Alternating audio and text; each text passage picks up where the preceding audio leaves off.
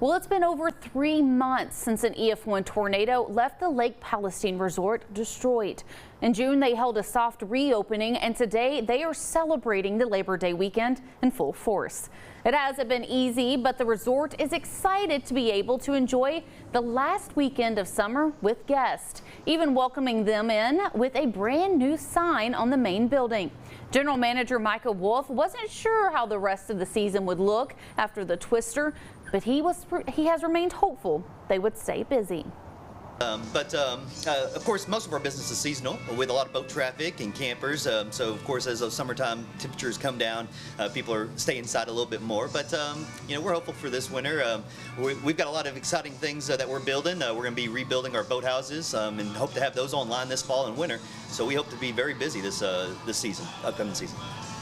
It has already been a busy Labor Day weekend for the Lake Palestine Resort. Tonight, guests can enjoy a Toby Keith tribute band and a fireworks show starting after dark.